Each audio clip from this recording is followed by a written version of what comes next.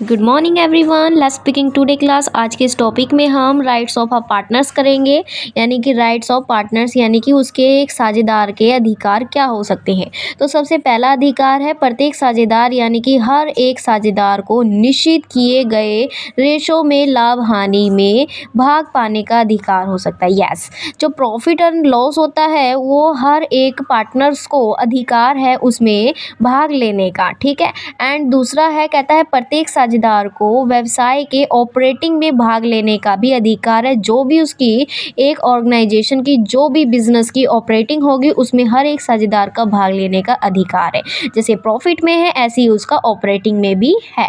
And तीसरा है, प्रत्येक साझेदार को यह अधिकार है कि साझेदारी व्यवसाय यानी कि पार्टनर्स बिजनेस से संबंधित मामलों में सबसे प्राश्रम लिया जाएगा, यानी कि सबसे ही काम लिया जाएगा, सबसे ही वर्क लिया जाएगा। कोई भी एक ऐसा पार्टनर्स नहीं रहेगा जिससे काम ना लिया जाए। तो यही बात है कि हर एक साझेदार से क्या लिया जाएगा, काम लिया जाएगा। अब है फोर्थ पॉइंट में क्या है, प्रत्येक साझेदार को लेखा पुस्तकों की जांच करने और उनकी प्रतिलिपि लेने का अधिकार है। प्रतिलिपि यानी कि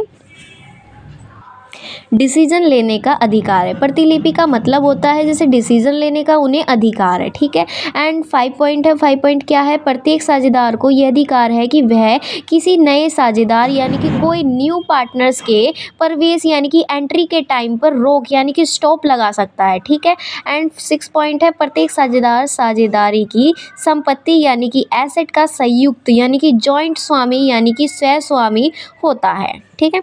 एंड 7 पॉइंट, यदि किसी साझेदार ने फर्म को ऋण यानी कि लोन दिया है तो वह इस पर पूर्व निर्धारित दर से ब्याज प्राप्त कर सकता है। यदि ब्याज की दर पूर्व निर्धारित नहीं की है तो वो 6% से यानी कि वार्षिक दर से ब्याज लगा देगा।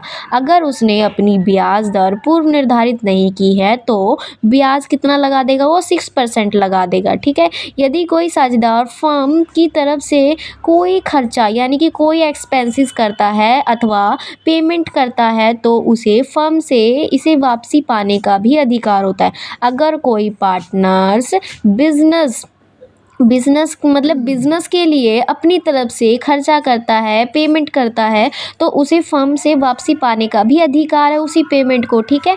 एंड 9 पॉइंट है हमारा, प्रत्येक साझेदार को उचित नोटिस देने के पश्चात फर्म से आवश्यक ग्रहण करने का अधिकार है। आवश्यक मतलब लीव लेने का भी उसे अधिकार है कि वो छुट्टी भी ले सकता है नोटिस देकर, ठीक है।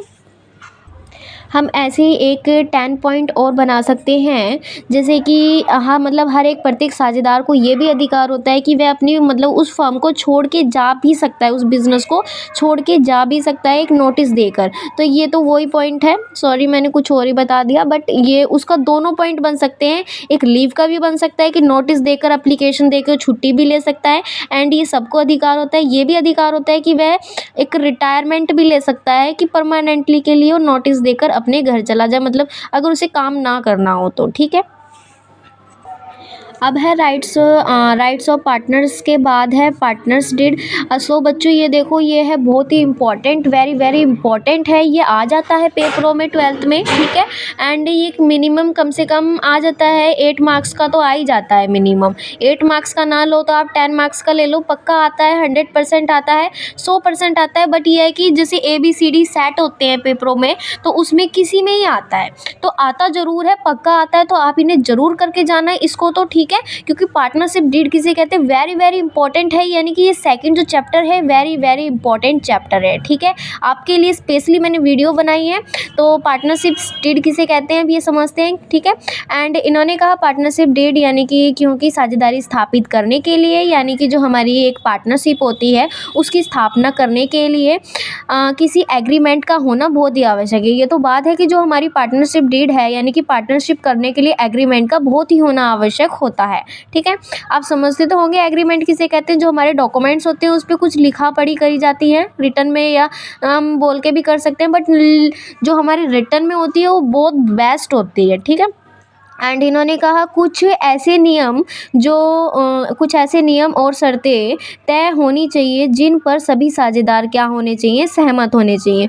तो जो हमारा एग्रीमेंट होता है वो उसमें कुछ ऐसे नियम होने चाहिए, कुछ ऐसी शर्तें तय होनी चाहिए जिन पर जो हमारे सभी पार्टनर्स हैं, ऑल पार्टनर्स हैं, वो क्या होने चाहिए, उनकी एक्सेप्टेंस होनी चाहिए, ठीक है। एंड यह नियम यानी कि यह रूल या शर्तें मौखिक यानी कि मौखिक मतलब मोरल होनी चाहिए अथवा रिटर्न में हो सकती है, दोनों में हो सकती है। पर बेस्ट कौन सी रहती है ये आपको पता होना चाहिए। सबसे बेस्ट होती है हमारी रिटर्न में होती है। जो हमारी शर्तें होती हैं, रूल होते हैं, शर्तें होती हैं, वो किस में होनी चाहिए, हमारे रिटर्न में होनी चाहिए। किंतु भविष्य में झगड़े से बचने के लिए रिटर्न में ही होना बहुत ही आवश्यक होता है। वरना तो आप सोचो, फॉर एग्जाम्पल के लिए अगर हम बोलकर ही ऐसे कोई एग्रीमेंट रेडी कर देंगे तो कल को उन्होंने कह दे मैं ये क्या है, ये तो झूठ बोल रहा है, ऐसा कुछ नहीं हुआ, तो ऐसा नहीं है। तो इसलिए रिटर्न में होना वेरी वेरी इंपॉर्टेंट है, ठीक है, क्योंकि झगड़ों से बचा जा सकता है। एंड आते हैं अब ये हमारी पार्टनरशिप, इन्होंने यही कहा है इसे लिखित यानी कि रिटर्न पत्र यानी कि सको साझेदारी सलेख यानी कि पार्टनरशिप डीड कहा ही जाता है। इसे ही पार्टनरशिप डीड कहा जाता है जो रिटर्न में भी होती है और मोरल में भी होती है। तो इस प्रलेख को साझेदारी के अंतर नियम आर्टिकल्स ऑफ पार्टनरशिप भी कहा जाता है। लेखांकन दृष्टिकोण से साझेदारी सलेख में नियम बातों लिख लेनी चाहिए, ठीक है। यानी कि कुछ ऐसे नियम होती हैं, कुछ बातें होती हैं जो हमें किस में लिखनी चाहिए, जो हमारी पार्टनरशिप होती है। एक पार्टनरशिप को हम एग्रीमेंट भी कहते हैं, ठीक है। जो हमारा जो एग्रीमेंट होता है ना उसमें कुछ इंपॉर्टेंट बातें लिखी होनी चाहिए। जैसे फॉर एग्जांपल के लिए name and address of the firm हो गया, यानी कि फर्म का नाम वह पता हो गया। साझेदारों के नाम हो गए, यानी कि जो हमारे पार्टनर्स होते हैं उनके नाम एंड एड्रेस हो गए। हमारी फर्म का नाम एंड एड्रेस हो गया। आप समझ रहे हो ना मेरी बात को, मैं क्या कह रही हूँ। एंड फिर आ जाता है नेक्स्ट, यानी कि साझेदार फर्म जो व्यवसाय करना चाहती है उस व्यवसाय की प्राकृतिक यानी कि nature of the business the firm proposal to do, ठीक है।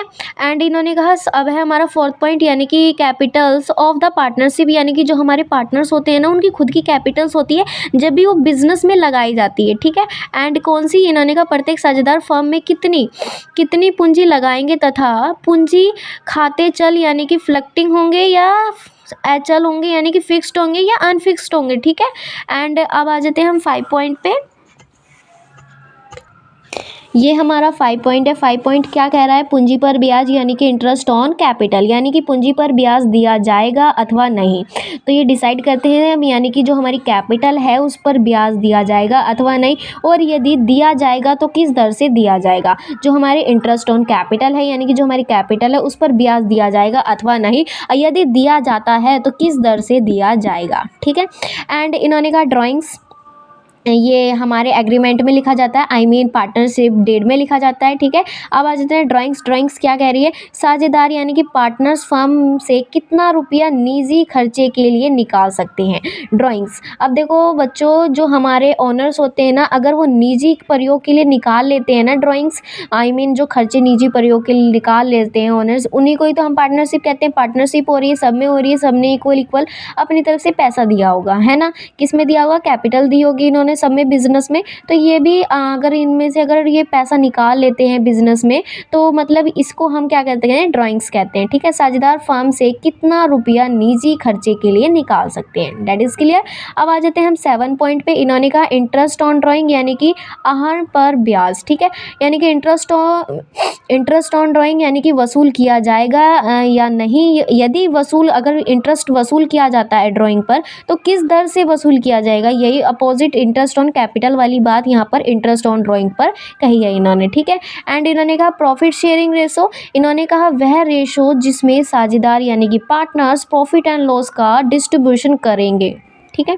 जो पार्टनर्स है सभी वो क्या करेंगे, प्रॉफिट शेयरिंग रेशो यानी कि जो हमारे प्रॉफिट एंड लॉस है वो क्या करेंगे, डिस्ट्रीब्यूशन करेंगे, यानी कि उस जितने भी पार्टनर्स हैं उसमें बांटा जाएगा। क्या बांटा जाएगा, प्रॉफिट एंड लॉस दोनों ही बांटे जाएंगे।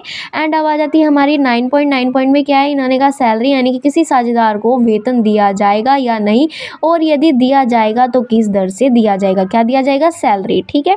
अब आ जाती है गुडविल यानी कि 10 पॉइंट, यानी कि गुडविल क्या कह रही है, नए साझेदार के प्रवेश अथवा किसी साझेदार के अवकाश ग्रहण करते समय गुडविल की राशि का निर्धारण किस प्रकार किया जाएगा। अब देखो प्रवेश का मतलब होता है एंट्री, और जो अवकाश ग्रहण है इसका मतलब होता है रिटायरमेंट।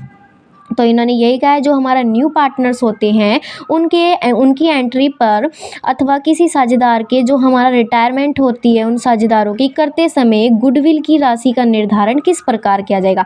एक तो मतलब जो न्यू पार्टनर्स होते हैं उनके आने पर, और जो हमारे ओल्ड पार्टनर्स होते हैं उनके जाने पर, उनके रिटायरमेंट होने पर कितनी राशि का निर्धारण किया जाएगा अथवा कितनी राशि का निर्धारण नहीं किया जाएगा। ठीक है, आई होप आपको मेरी वीडियो पसंद आई हो। मैं यहीं तक ही पढ़ाऊँगी और आगे नेक्स्ट वीडियो में पढ़ेंगे। ठीक है बच्चों, एंड आई होप मेरी वीडियो आपको पसंद आई हो। इसे लाइक शेयर सब्सक्राइब कर देना। Okay, and thank you.